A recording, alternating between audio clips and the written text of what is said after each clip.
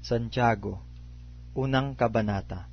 Si Santiago na alipin ng Diyos at ng Panginoon Hesukristo ay bumabati sa 12 angkan na nasa pangangalat. Mga kapatid ko, ariin ninyong buong kagalakan kung kayo'y mga hulog sa sari-saring tukso. Yamang nalalaman na ang pagsubok sa inyong pananampalataya ay gumagawa ng pagtitiis. At inyong pabayaan na ang pagtitiis ay magkaroon ng sakdal na gawa, upang kayo'y maging sakdal at ganap na walang anuman kakulangan. Ngunit kung nagkukulang ng karunungan ang sino man sa inyo, ay humingi sa Diyos, na nagbibigay ng sagana sa lahat at hindi nanunumbat, at ito'y ibibigay sa Kanya. Ngunit humingi siyang may pananampalataya, na walang anumang pag-aalinlangan, sapagkat yaong nag-aalinlangan ay katulad ng isang alon ng dagat na itinutulak ng hangin at ipinapadpad sa magkabi-kabila. Sapagkat huwag isipin ng taong yaon na siya'y tatanggap ng anuman bagay sa Panginoon, at ang taong may dalawang akala ay walang tiyaga sa lahat ng kanyang mga paglakad. Datapwat ang kapatid na mababang kapalaran ay magmapuri sa kanyang mataas na kalagayan. At ang mayaman, dahil sa siya'y pinababa, sapagkat siya'y lilipas na gaya ng bulaklak ng damo, sapagkat sumisikat ang araw na may hanging nakakasunog, at naluluoy ang damo, at nangalalagas ang bulaklak nito, at nawawala ang karikitan ng kanyang anyo. Gayon din naman ang taong mayaman na malalanta sa lahat ng kanyang mga paglakad. Mapalad ang taong nagtitiis ng tukso, sapagkat pagkasubok sa kanya, siya'y tatanggap ng putong ng buhay na ipinangako ng Panginoon sa mga nagsisiibig sa Kanya. Huwag sabihin ng sino man pagka siya'y tinutukso, ako'y tinutukso ng Diyos, sapagkat ang Diyos ay hindi matutukso sa masasamang bagay, at hindi rin naman siya nanunukso sa kanino man, kundi ang bawat tao ay natutukso pagka nahihila ng sariling masamang pita at nahihikayat. Kung magkagayoy ang kahalayan, kung maipaglihi ay nanganganak ng kasalanan. At ang kasalanan, pagka malaki na, ay namumunga ng kamatayan. Huwag kayong padaya, mga minamahal kong kapatid. Ang bawat mabuting kaloob at ang bawat sakdal na kaloob ay pawang buhat sa itaas, na bumababa mula sa Ama ng mga ilaw, na walang pagbabago, ni kahit anino man sa pag-iiba. Sa kanyang sariling kalooban, ay kanya tayong ipinanganak sa pamamagitan ng salita ng katotohanan, upang tayo'y maging isang uri ng mga pangunahing bunga ng kanyang mga nilalang. Nalalaman ninyo ito, minamahal kong mga kapatid, ngunit nagmaliksi ang bawat tao sa pakikinig, magmakupad sa pananalita, magmakupad sa pagkagalit, sapagkat ang galit ng tao ay hindi gumagawa ng katuwiran ng Diyos. Kaya't ihiwalay ninyo ang lahat na karumihan at ang pag-apaw ng kasamaan, at tanggapin ninyo na may kaamuan ang salitang itinanim na makapagliligtas ng inyong mga kaluluwa. Datapwat maging tagatupad kayo ng salita, at huwag tagapakinig lamang, na inyong dinadaya ang inyong sarili. Sapagkat kung ang sino man ay tagapakinig ng salita at hindi tagatupad, ay katulad siya ng isang tao na tinitingnan ang kanyang talagang mukha sa salamin, sapagkat minamasdan niya ang kanyang sarili, at siya'y umaalis at pagdakay kanyang nalilimutan kung ano siya. Ngunit ang nagsisiyasat ng sakdal na kautusan, ang kautusan ng kalayaan, at nananatiling gayon, na hindi tagapakinig na lumilimot, kundi tagatupad na gumagawa, ay pagpapalain ang taong ito sa kanyang ginagawa. Kung ang sino man ay nag-iisip na siya'y relihiyoso, samantalang hindi pinipigil ang kanyang dila, kundi dinadaya ang kanyang puso, ang relihiyon ng taong ito ay walang kabuluhan. Ang dalisay na relihiyon at walang dungis sa harapan ng ating Diyos at Ama ay ito: dalawin ang mga ulila at mga babaeng bao sa kanilang kapighatian, at pag-ingatang walang dungis ang kanyang sarili sa sanglibutan. Ikalawang Kabanata. Mga kapatid ko, yayamang mayroon kayong pananampalataya ng ating Panginoong Hesukristo, na Panginoon ng kalawalhatian, ay huwag magtatangi sa mga tao, sapagkat kung may pumapasok sa inyong sinagoga ang isang tao na may singsing na ginto at may magandang kasuotan, at may pumapasok namang isang dukha na may damit na hamak, at inyong itangi ang may suot na damit na maganda, at inyong sabihin, maupo ka rito sa dakong mabuti. At sa dukha ay inyong sabihin, tumayo ka riyan, o maupo ka sa ibaba ng aking tungtungan. Hindi baga kayo'y nagtatangi sa inyong sarili, at nagiging mga hukom na may masasamang pag-iisip? Dinggin ninyo, mga minamahal kong kapatid, hindi baga pinili ng Diyos ang mga dukha sa sanglibutang ito upang maging mayayaman sa pananampalataya, at mga tagapagmana ng kahariang ipinangako niya sa mga nagsisiibig sa Kanya? Ngunit inyong niwalang puri ang dukha. Hindi baga kayo'y pinahihirapan ng mayayaman, at sila rin ang kumakaladkad sa inyo sa harapan ng mga hukuman? Hindi baga nilalapastangan nila yaong marangal na pangalan na sa inyo'y itinatawag? Gayunman, kung inyong ganapin ang kautusang hari, ayon sa kasulatan, libigin mo ang iyong kapwa na gaya sa inyong sarili, ay nagsisigawa kayo ng mabuti. Datapwat kung kayo'y nagtatangi ng mga tao, ay nangagkakasala kayo, at kayo'y hinahatulan ng kautusan na gaya ng mga suwail, sapagkat ang sinumang gumaganap ng buong kautusan, at gayon may natitisod sa isa, ay nagiging makasalanan sa lahat. Sapagkat ang nagsabi, huwag kang mangalunya, ay nagsabi naman, huwag kang pumatay. Ngayon, kung ikaw ay hindi nangangalunya, ngunit pumapatay ka, ay nagiging suwail ka sa kautusan. Gayon ang inyong salitain, at gayon ang inyong gawin, na gaya ng mga taong huhukuman sa pamamagitan ng kautusan ng kalayaan. Sapagkat ang paghuhukom ay walang awa doon sa hindi nagpakita ng awa. Ang awa ay lumuluwalhati laban sa paghuhukom. Anong pakikinabangin, mga kapatid ko, kung sinasabi ng sinuman na siya'y may pananampalataya, ngunit walang mga gawa? Makapagliligtas baga sa kanya ang pananampalatayang iyan? Kung ang isang kapatid na lalaki o babae ay hubad at walang kakanin araw-araw, at ang isa sa inyo ay magsabi sa kanila, magsiyaon kayong payapa, kayo'y mangagpainit at mangagpakabusog, at gayon may hindi ninyo ibinibigay sa kanila ang mga bagay na kinakailangan ng katawan, anong mapapakinabang dito? Gayon din naman ang pananampalataya na walang mga gawa, ay patay sa kanyang sarili. Oo, sasabihin ng isang tao, ikaw ay mayroong pananampalataya, at ako'y mayroong mga gawa.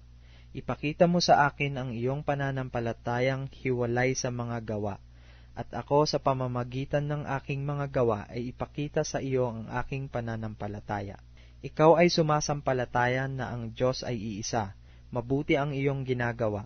Ang mga demonyo man ay nagsisisampalataya at nagsisipanginig. Datapwat, ibig mo bagang maalaman o taong walang kabuluhan na ang pananampalataya na walang mga gawa ay baog? Hindi baga ang ating amang si Abraham ay inaring ganap sa pamamagitan ng mga gawa dahil sa kanyang inihain si Isaac na kanyang anak sa ibabaw ng dambana? Nakikita mo na ang pananampalataya ay gumagawang kalakip ng kanyang mga gawa, at sa pamamagitan ng mga gawa ay naging sakdal ang pananampalataya.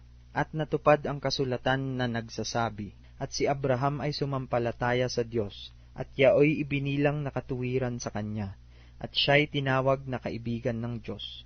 Nakikita ninyo na sa pamamagitan ng mga gaway inaaring ganap ang tao, at hindi sa pamamagitan ng pananampalataya lamang. At gayon din naman, hindi rin baga si Rahab na patutot ay inaring ganap sa pamamagitan ng mga gawa dahil sa tinanggap niya ang mga sugo at kanyang pinapagdaan sila sa ibang daan?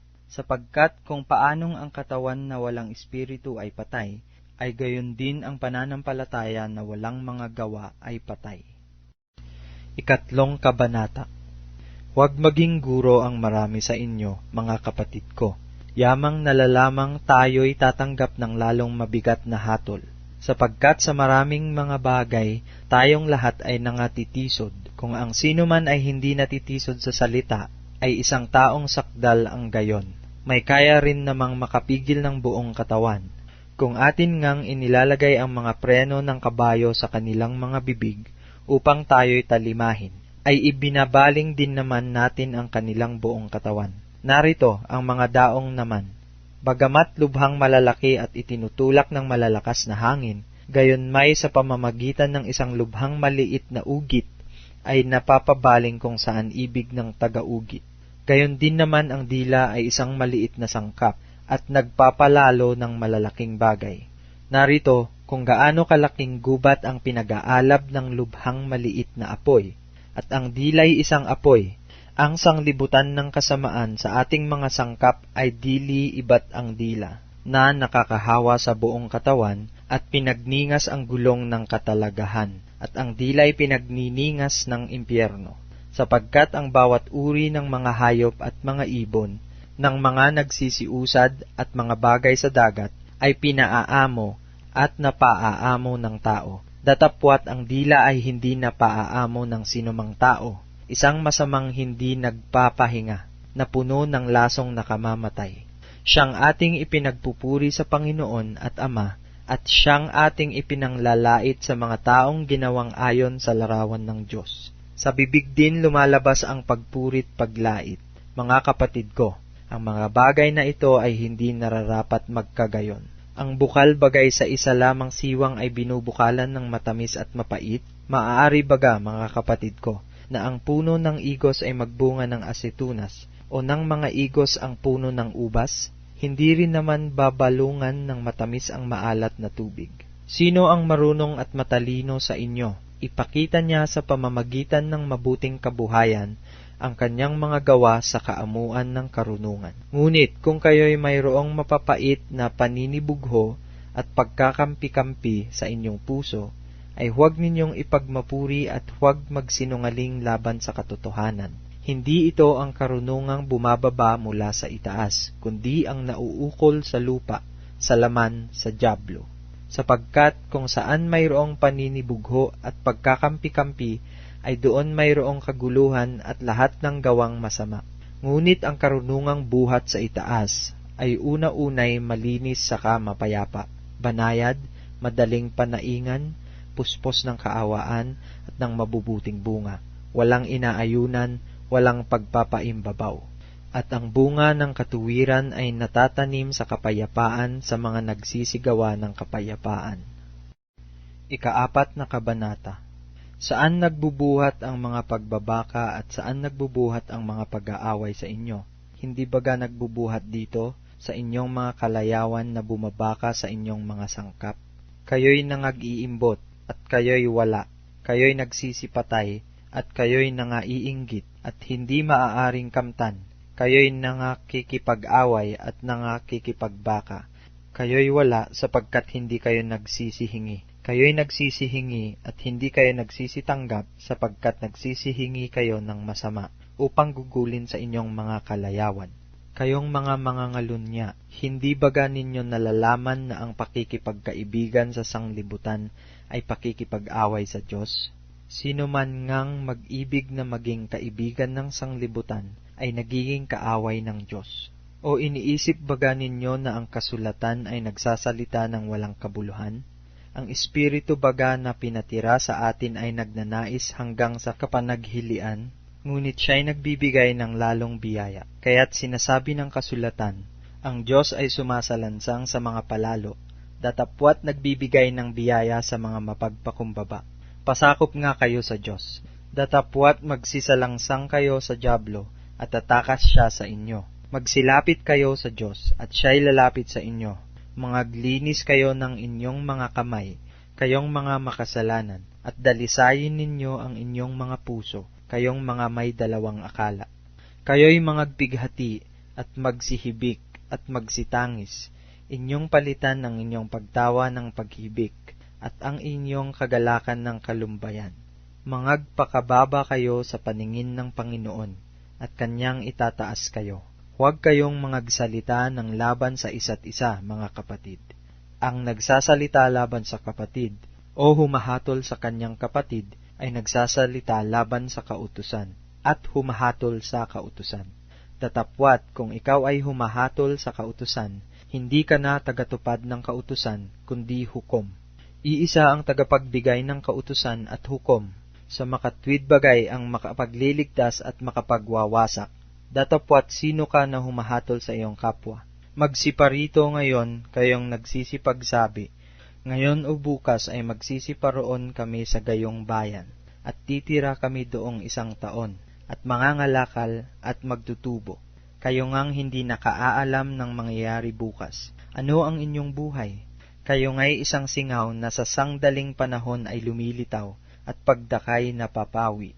Sapagkat ang dapat ninyong sabihin ay, kung loloobin ng Panginoon ay mga bubuhay kami, at gagawin namin ito o yaon. Datapwat ngayon ay magmamapuri kayo sa inyong mga pagpapalalo. Ang lahat ng ganitong pagmamapuri ay masama. Sa nakakaalam nga ng paggawa ng mabuti at hindi ginagawa, ito'y kasalanan sa kanya. 5 Kabanata.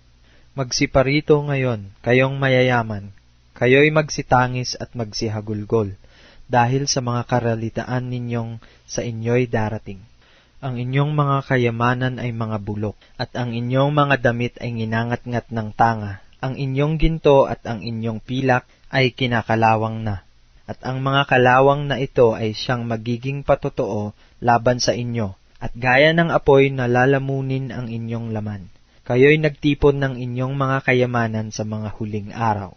Narito ang kaupahan ng mga manggagawa na nagsiani sa inyong mga bukid, na iniring ninyo sa pamamagitan ng daya ay humihibik, at ang mga hibik ng mga nagsiani ay nagsipasok sa mga pakinig ng Panginoon ng mga hukbo. Kayo'y nangabuhay ng tamasa sa ibabaw ng lupa at nangagalak.